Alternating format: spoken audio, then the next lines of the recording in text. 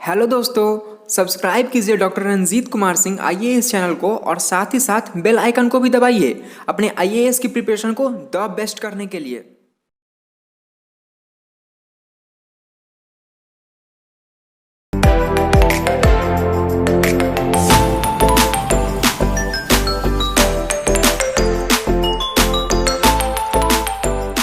खुश महसूस कर रहा हूँ और गौरवान्वित भी फील कर रहा हूँ रंजीत सर के साथ यहाँ पे मंच साझा करके। तो मंच पे जो विराजमान गिरधर सर, रंजीत सर, उदय सर और जितने भी गार्जियंस यहाँ पे मौजूद हैं वो सभी लोग जो सिलेक्टेड अधिकारी लोग हैं बीपीएससी और भी दूसरे एग्जाम के थ्रू, और जो स्टूडेंट्स हैं और भी जो यहाँ पे जो लाइव देख रहे हैं, उन सबको मेरा सादर अभिनंदन। और मैं स्टार्ट करना चाहूँगा अपने बारे में एक ब्रीफ इंट्रोडक्शन से। तो मेरा नाम ओम प्रकाश गुप्ता है और मैंने अपनी बीटेक की पढ़ाई आईआईटी रुड़की से की है और उसके बाद लगातार 5 सालों से ज़्यादा मैं मैथ्स फैकल्टी के रूप में काम किया हूँ। उसके बाद 2017 में मैंने अपनी प्रिपरेशन बिल्कुल स्क्रैच से शुरू किया है।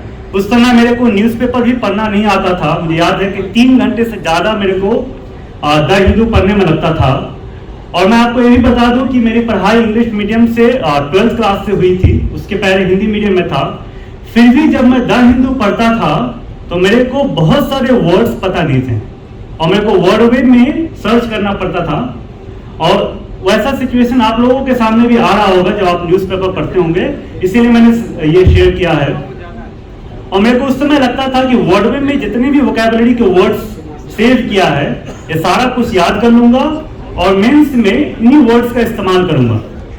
बाद में मुझे रियलाइज हुआ कि मेंस में बहुत ही सिंपल इंग्लिश की जरूरत होती है, बहुत बड़े बड़े वर्ड्स या फिर द हिंदू के वर्ड्स की जरूरत नहीं है। तो मेरी जो कैरेक्टरिस्टिक्स है वो ये है कि मैंने ये सपना आईएएस बनने का 2009 में देखा था जब मैं इलेक्शन लड़ा था और एक भवन काउंसलर के रूप में काम किया जो प्रभावशाली था, तो उससे इंस्पायर्ड हुआ आईएएस बनने के लिए। तो 2009 से लेकर के अब तक 2021 है, 12 साल का इंतजार है सपना को पूरा करने के लिए। और इसमें ये फेज भी आया कि फाइनेंशियल स्ट्रगल है तो इसके लिए हम पहले जॉब करें। तो ये एक कैरेक्टरिस्टिक्स है कि मैं काफी प्रैक्टिकल हूँ। मेरे जो सपने हैं और जो मैं हूँ उसके बीच में लिंक एस्टैब्लिश करने का कोशिश करता हूँ। ये नहीं कि मतलब अगर मैं कॉलेज के बाद ही प्रिपेयर करना चाहता हूँ तो ये नहीं है कि मतलब अगर हमारे पास चैलेंजेस है तो बिल्कुल मुकर गया, डर गया और दूसरा रास्ता के थ्रू, शॉर्टकट नहीं है तो लंबे रास्ते के थ्रू भी हम वहां तक पहुंच सकते हैं। एक तो ये, और दूसरा ये है कि सेल्फ स्टडी से भी आईएएस, आईपीएस या फिर बीपीएससी जैसे एग्जाम को क्वालिफाई किया जा सकता है। ये हमने दिखाया है। मेरे पास पैसे की कमी उस समय तो नहीं थी जब मैं प्रिपरेशन के लिए गया था, मैं बहुत जमा कर लिया था और इनफैक्ट मैंने जब मैथ्स के लिए क्लास ज्वाइन किया था तो बिल्कुल एक ही बार में सारा कुछ पे कर दिया था। बाद में मुझे लगा कि सेल्फ स्टडी से भी किया जा सकता है, तो सेल्फ स्टडी से भी किया जा सकता है। किताब शुरुआत से, क्योंकि मेरा सोशल साइंस का बैकग्राउंड नहीं रहा है, तो जब मैं कोई भी किताब पढ़ता था तो मेरे को शुरुआत में बहुत स्ट्रगल करना पड़ता था, समझ में नहीं आता था। फिर भी समझने का प्रयास किया, थोड़ा संयम रखना पड़ता है और हिम्मत करना पड़ता है, तो वो किताब भी समझ में आ जाती है। क्योंकि यहाँ पे बीपीएससी में सिलेक्टेड बहुत सारे कैंडिडेट, बहुत सारे जो अधिकारी बैठे हुए हैं और बीपीएससी से तो मेरा अलग लगाव भी है, जुड़ाव भी है। और उसके बाद मेरा ये यूपीएससी में सिलेक्शन हुआ है और मैंने कभी आईपीएस बनने का सोचा नहीं था, आईएएस ही सोचता रहता था हमेशा। मेरे को कई लोग सजेस्ट कर रहे हैं कि आप फिर से एक बार यूपीएससी में अटेम्प्ट दीजिए, लेकिन जब रिजल्ट आया यूपीएससी का तो मैंने पढ़ने का प्रयास किया था, ऐसी बात नहीं कि नहीं किया प्रयास। और मैंने देखा कि 2 दिन में मात्र 2 या 4 घंटा पढ़ाई हो रहा होगा। तो मेरे को यह रियलाइज हो गया कि अब मेरे से एग्जाम के लिए तो पढ़ाई नहीं होगा। मैं 2 घंटा पढ़ूंगा, पूरा दिन जो है बर्बाद होगा, क्योंकि 4 साल का ये स्ट्रगल है, उसके पहले भी स्ट्रगल है। तो मैं ये बताना चाहता हूं कि अपने आप को देखना भी बहुत जरूरी है। हमारी खुशी, हमारी कैपेबिलिटी भी मैटर करता है कि हम क्या कर सकते हैं। लोगों की बातें हैं, वो कई लोग सजेस्ट कर रहे थे कि आप यूपीएससी में भी टॉप कर सकते हैं, आपको करना चाहिए, बहुत मोटिवेट किया उन्होंने, सुना सबकी बातें। बट मैं जब अपने आप को देखता हूं तो मुझे लगता है कि आईपीएस होकर के भी मैं बहुत अच्छा कर सकता हूं, और जो मिला है वो भगवान का प्रसाद है, और उसे मैं बहुत खुशी खुशी स्वीकार किया, और आज मुझे अपनी सफलता पे गौरवान्वित महसूस हो रहा है, और मुझे कोई रिग्रेट नहीं है इस बात का कि मैं आईएएस नहीं बन सका, या फिर अभी तो सर्विस एलोकेशन नहीं हुआ है, उसकी भी पॉसिबिलिटीज है। तो मैं ये कहना चाहता हूं कि अगर आपको लगता है कि दिस इज द एंड, जो भी आपने सफलता हासिल किया है, आपको लगता है कि इसके बाद मेरे को मेहनत नहीं करना है, तो आपको उसके लिए गौरवान्वित महसूस करना चाहिए कि जो आपने अचीव किया है वो भी गौरव की बात है। जो यहाँ पे बैठे हुए अधिकारी लोग हैं उनके लिए मैं गौरव महसूस करता हूँ। कई सारे गर्ल्स कैंडिडेट भी हैं जिन्होंने सफलता हासिल किया है, वो गौरव की बात है। लेकिन ये जो सफलता है, क्या ये वर्थ है इसके लिए मेहनत करना? बिल्कुल वर्थ है। मैंने नहीं सोचा था कि इतना सब कुछ होगा, लेकिन जब मुझे लोगों के काम आने का मौका मिलता है, लोगों की सेवा करने का मौका मिलता है, तो एक अलग ही फीलिंग आती है।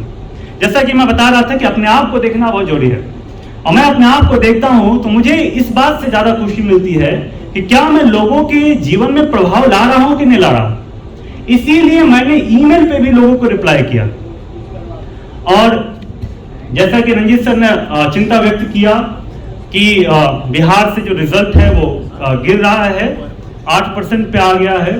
तो जब मैं टीचर था तो बिहार को लेकर के इस तरीके से भी चिंतित रहता था कि मैं अगर पटना में एज ए टीचर काम करता हूं तो लोगों के लिए जो प्रॉस्पेरिटी का मौका है वो बढ़ सकता है, क्योंकि मैं एक सक्सेसफुल टीचर भी रहा हूं, और मैं बहुत अच्छा फील करता था जब मैं टीचर था। तो लोग काफी पसंद भी करते थे, और मेरे को भी बहुत अच्छा फील होता था। ऐसा नहीं कि मैं टीचिंग वाले काम से सेटिस्फाइड नहीं था, मैं एक बड़ा प्लेटफॉर्म ढूंढ रहा था, उससे भी बड़ा प्लेटफॉर्म।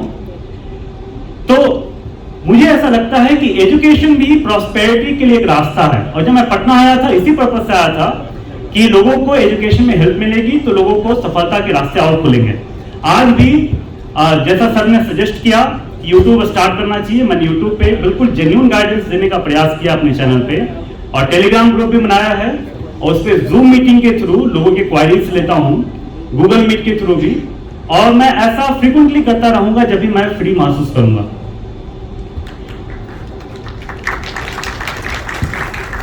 यहाँ पे स्टूडेंट्स भी बैठे हुए हैं जो तैयारी कर रहे हैं, जो कैंडिडेट्स हैं, उनके लिए भी मैं बोलना चाहूंगा कि आपको एक चीज का बहुत क्वारी रहता है कि बुक लिस्ट कौन सी फॉलो होनी चाहिए। जैसा कि रंजीत सर ने बताया है कि जब हम वन लाइनर की किताब फॉलो करते हैं तो उससे हमारी अंडरस्टैंडिंग नहीं बनती है, उससे हमारा प्रिपरेशन और कॉम्प्लिकेट हो जाता है। मैं सरप्राइज महसूस करता हूं कि लोगों को लगता है कि जो वन लाइनर की किताब है वो पढ़ना आसान, क्योंकि वो पतली होती है, तो लोगों को लगता है कि पतली किताब पढ़ेंगे तो जल्दी से सिलेक्शन हो जाएगा, जबकि वो पतली किताब करना डिफिकल्ट काम है।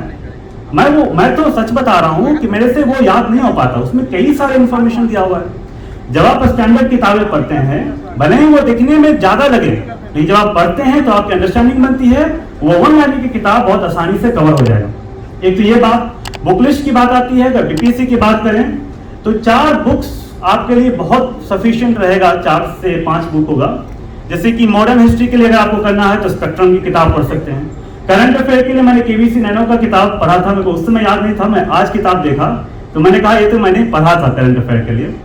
और फिर आपका जो है बिहार समग्र की किताब आती है केवीसी नैनो का, वो भी मैंने पढ़ा था।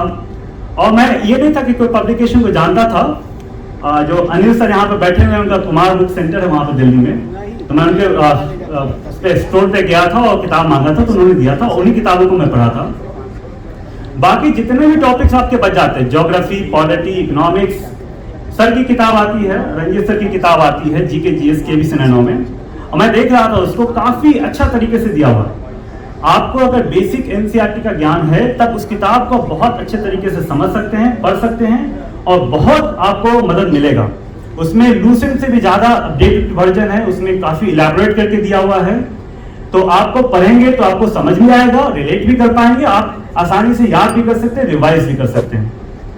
तो ये तो था बुक लिस्ट। एक और बात मैं स्टूडेंट्स को कहना चाहूंगा, मैंने अपने यूट्यूब चैनल पे जब मैं यूपीएससी का डाला, मैं बहुत सारे सब्सक्राइबर जो है वो बीपीएससी वाले हैं, तो देखा व्यूज कम आए। मुझे ऐसा लगता है कि कहीं ना कहीं ऐसा लगता है कि जो बीपीएससी की तैयारी कर रहे हैं प्रीलिम्स का, उनको लगता है यूपीएससी प्रीलिम्स से बहुत भारी है, बीपीएससी तो हो ही नहीं रहा, यूपीएससी कहां से होगा, जबकि ऐसा नहीं है। मैं अपना एक्सपीरियंस बताऊं कि बीपीएससी का जब पेपर देखा था तो मुझे बहुत भारी लगा था। उसमें स्पोर्ट्स से भी सवाल आते हैं, वॉर्स से भी सवाल आते हैं, और भी बहुत सारी डाइवर्सिटी है, मिसलेनियस के पार्ट है।